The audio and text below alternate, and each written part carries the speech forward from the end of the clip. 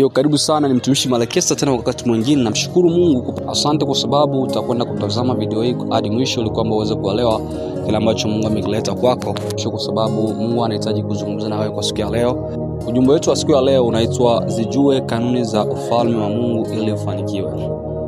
Jambo la kwanza, inatubidi tuweze kujua kanuni ni kitu gani, na tutakwenda kuielewa kiundani zaidi ili kwamba tuweze kujua kanuni na maana yake. Kanuni, sheria, mwongozo unaoelekeza jinsi mtu anavyopaswa kuishi, kutenda au kufikiri. Kwa kifupi, kanuni hutumika kuonyesha mwelekeo sahihi wa maisha au tabia. Hiyo hapo ni ainisho ya kanuni. Tunakwenda kuona kanuni kuu za Mungu ambazo mtu wa Mungu ambaye ameokoka anapaswa kutembelea au kuzihifadhi rohoni au kutembea nazo kila itwapo leo. Tunakuja kuona kanuni ya kwanza ambayo ni amri ya kwanza. Ni hapa inapatikana katika kitabu cha Kutoka 21 hadi 17. Tunaanza kanuni ya kwanza au sheria ya kwanza, inasema kwamba usiwe na miungu mingine ila mimi. Mungu amekataa, amesema kwamba tusijaribu kuwa na miungu mingine ila tuweze kuwa na yeye tu peke yake, kwa sababu yeye ndo chanzo cha kila kitu na chimbuko ya kila kitu ambacho unachokiona na usichokiona. Tunakuja kuona kanuni ya pili au amri ya pili, inasema kwamba usijifanyie sanamu ya kuchonga.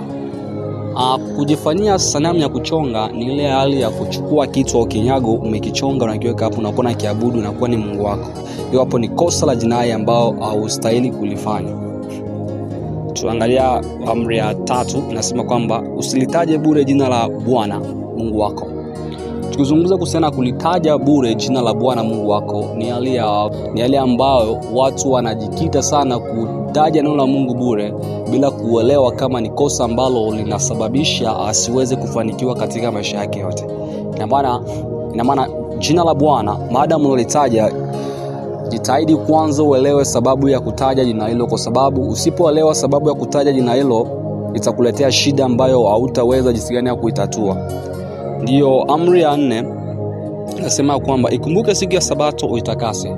Siku ya Sabato unatakiwa ukumbuke sana siku ya Sabato uweze kuitakasa, kwa sababu hiyo ni siku ambayo imetengwa kwa ajili ya Bwana.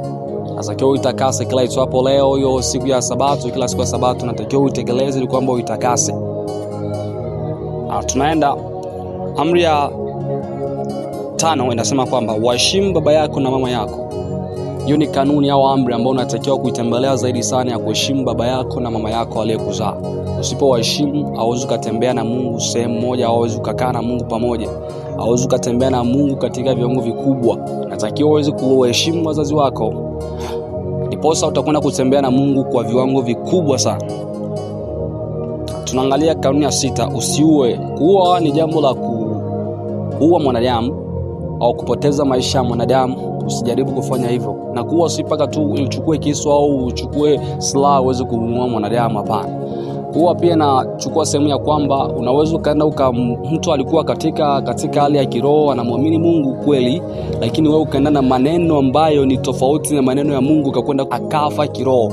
Kwa hiyo hapo pia ni kosa la jinai. Haitakiwi uweze kuwa na maneno ambayo ni ya kukatisha moyo au maneno ya kuambia mtu ya kwamba hautafika mbali na Mungu au hauwezi kumfikia Mungu. Hiyo hapo ni hali ya kuua. Au pia unaweza kuua mtu kupitia silaha. Hiyo hapo pia ni kosa la jinai. Kwa hiyo usijaribu kufanya hivyo wewe kama mtu wa Mungu. Tunaangalia 7, nasema kwamba usizini. Kuzini ni hali ya kutamani, kitamani mwanamke umezini naye tayari moyoni. Unazini au hujaolewa unazini. Hiyo ni hali ya kujitenganisha au kujiepusha na uso wa Bwana. Kwa hiyo unatakiwa uweze kujiepusha na vitu kama na hivi ili kwamba visiweze kuleta shida sehemu ya maisha yako. Kwa hiyo unajiepusha na mambo kama hayo ya kuzini ili kwamba uweze kutembea na Mungu au uweze kutembea katika ufalme wa Mungu sawa sawa. Tunaangalia 8, nasema kwamba usiibe. Usijaribu kuiba. Ni kosa la jinai ambalo linaweza kusababisha wewe ukafarakana na Mungu wako. Kwa hiyo usijaribu kufikiri kuhusiana na masuala ya kuiba. Usitoe ushahidi wa uongo. Mtu ameiba alafu akaja kwako wewe ambaye umemuona jinsi alivyoiba, akaja kwako akakwambia kwamba usiambiani kama nimeiba. Unakuja mtu anakuja na kuuliza je fulani ameiba, unasema hajaiba, kumbe ameiba. unatoa ushahidi wa uongo.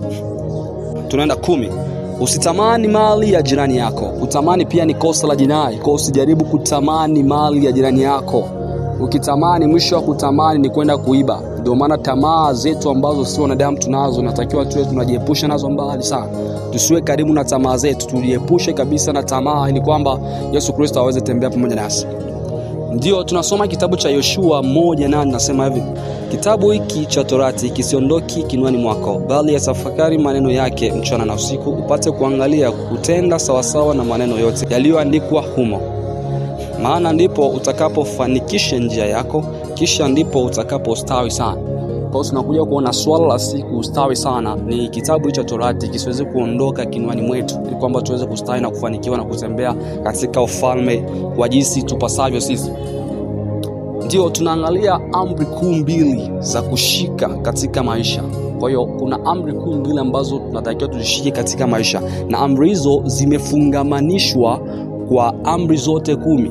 Amri ya kwanza nasemaje? Tunapata katika kitabu cha Marko 12:30 hadi 31, na Mungu anasema, nawe mpende Mungu wako kwa moyo wako wote, na kwa roho yako yote, na kwa akili zako zote, na kwa nguvu zako zote. Hiyo hapo ni amri ya kwanza ambayo ndio kuu zaidi sana.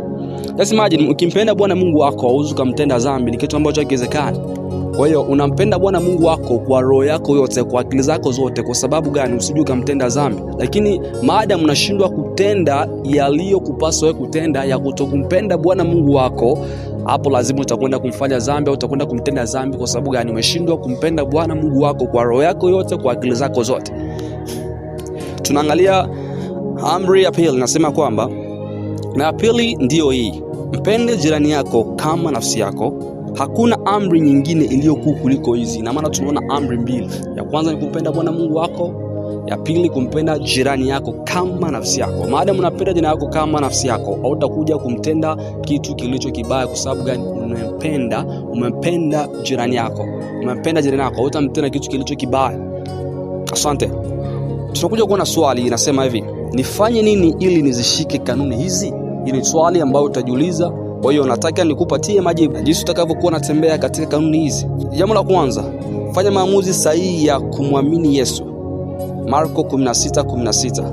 Marko 16:16. Aaminie na kubatizwa ataokoka, asiamini atahukumiwa. Kwa hiyo ili kwamba uweze kushika amri hizi au kanuni hizi, inatakiwa ufanye hatua ya kumwamini Yesu Kristo.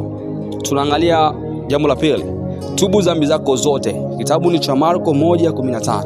Neno la Mungu linasema, akisema, wakati umetimia na ufalme wa Mungu umekaribia, tubuni na kuiamini Injili. Kwa hiyo tubu dhambi zako, uamini Injili, ndipo utakwenda kushika kanuni hizi. Usipotubu na kuiamini Injili, hauwezi kushika kanuni hizi. 3, usirudi nyuma tena. Kitabu ni cha Mathayo 24:13, na Mungu anasema, lakini mwenye kuvumilia hata mwisho ndiye atakayeokoka. Useme kwamba mimi tayari nimeshafanya kazi ya Mungu, inabidi sasa niache au niachie hapa, niendelee sasa kula starehe maana nishaifanya. Hapana, natakiwa ufanye kazi ya Mungu mpaka kufa. Uvumilie vimbembe vyovyote vile mpaka siku na kufa, ndipo utakwenda kuokoka. Asante sana. Kwa hiyo tunakuja kuona 4, tafakari kanuni hizi mchana na usiku. Tafakari kanuni hizi mchana na usiku. Zaburi 1:2, na Mungu anasema, heri mtu yule asiyekwenda katika shauri la wasio haki, wala hakusimama katika njia ya wakosaji, wala hakuketi barazani pa wenye mizaa. 2, bali sheria ya Bwana ndiyo impendezayo, na sheria yake uitafakari mchana na usiku. Kwa hiyo sheria ya Bwana inatakiwa tuitafakari mchana na usiku, ili kwamba tuweze kufanikiwa na kutembea katika ufalme wa Mungu kisawasawa. Tunaangalia 5, nasema hivi: mche Mungu kila siku. Mche Mungu kila siku. Mithali 23:17, na Mungu anasema, moyo wako usiwahusudu wenye dhambi, bali mche Bwana mchana kutwa. Kwa hiyo kumcha Bwana itakufanya wewe uweze kushika amri za Mungu, ukazitekeleza na ukawa unazitafakari kila itwapo leo, na utatembea na Mungu vizuri katika ufalme wake. Asante sana. Mungu aweze kubariki, na mshukuru Mungu kwa sababu umeanza pamoja nami na umeweza pamoja nami. Asante. Kama hujafanya hatua kusubscribe, jaribu kusubscribe, like na comment, tuweze kushiriki watu wengine kwamba wapate kuelewa kile ambacho Mungu amekileta kwa siku ya leo. Mtumishi Malekesa yuko kwenye mic, na shukuru Mungu kwa sababu tumeanza pamoja na wewe na tumeweza pamoja na wewe. na tumaini tutakutana tena kwa video ifuatayo, na Mungu aendelee kuwa pamoja nawe. Endelea kuwa na Yesu Kristo. Amen.